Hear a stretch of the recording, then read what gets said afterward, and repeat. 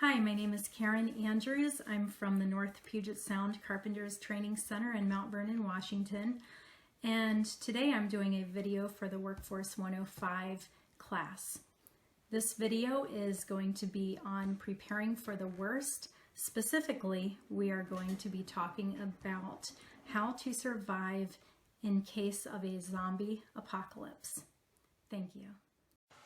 So surviving a zombie apocalypse is a huge topic. So we are going to hone in on the essentials of surviving a zombie apocalypse. Some of that is going to be talking about preparation, and some of it we will be talking about some of the tools that you may need and make sure that you know how to use them.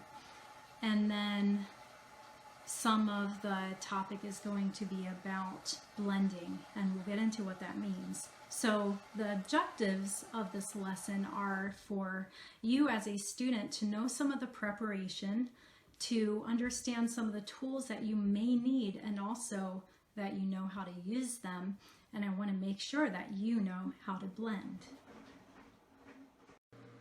So let's say that you're sitting on your couch at home and you hear a strange noise outside.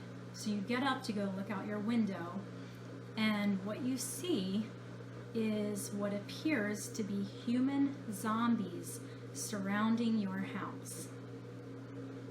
What would you do? What would you need to have with you to be able to survive? That's what we're going to talk about. But first, I want to talk about what would the likelihood of that even happening be? Why are we even talking about this?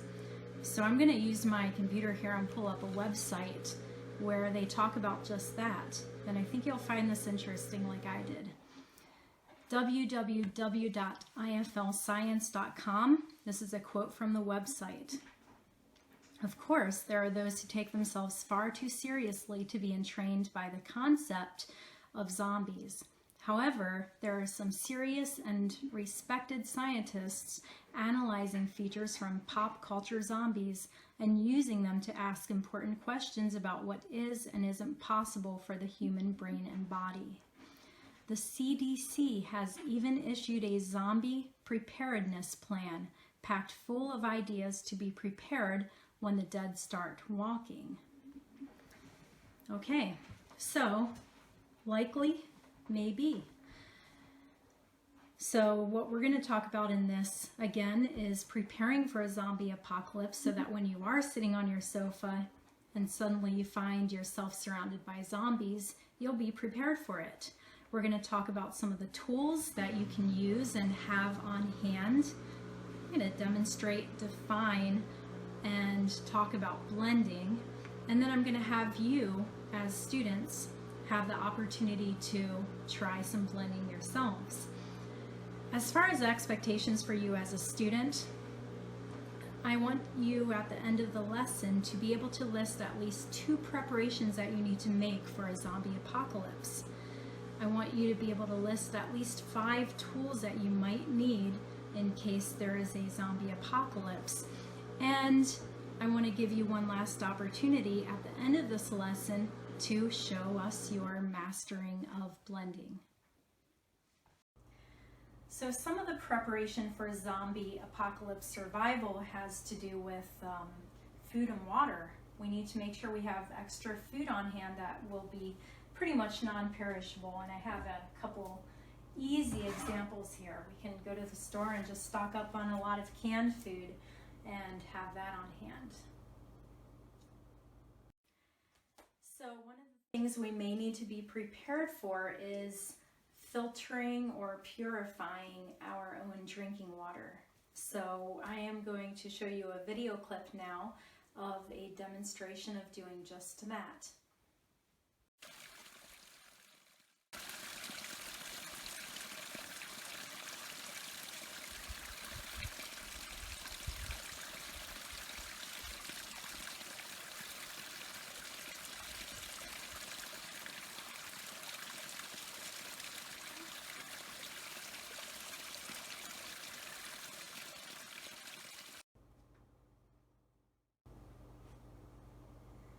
Yep, that's right, binoculars. One of the tools we might need if there is a zombie apocalypse. We need to be able to see those guys coming for us and be even more prepared when they get to us. So I'm putting binoculars on my list of tools for preparing for a zombie apocalypse.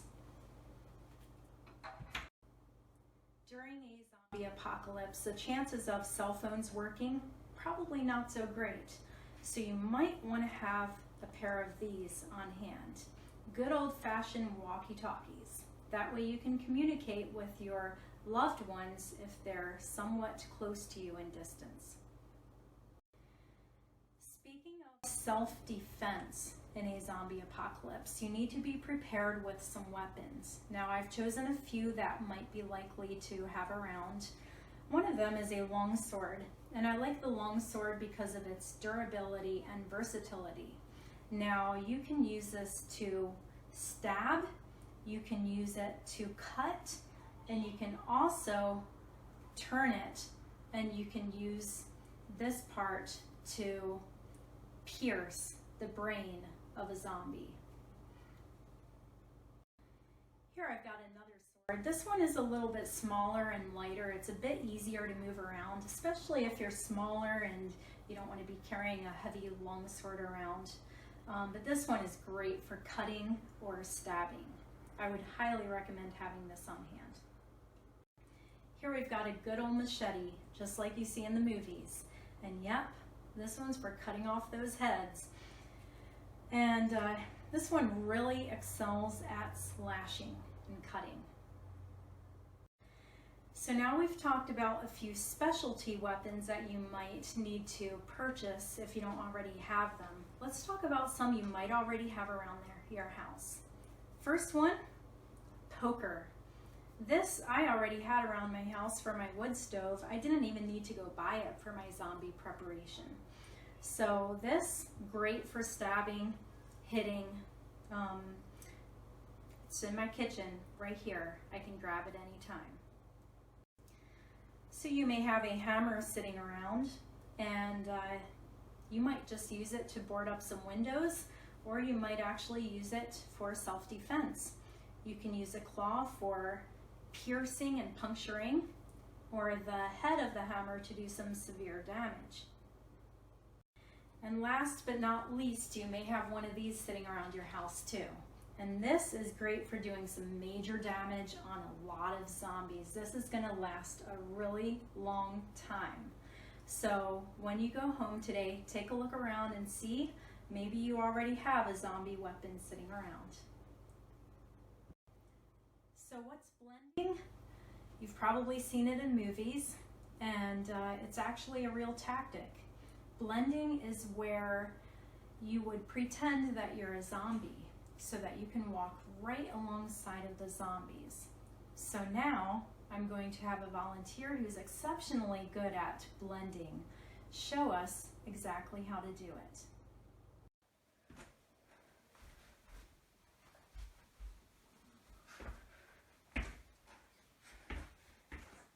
Brains.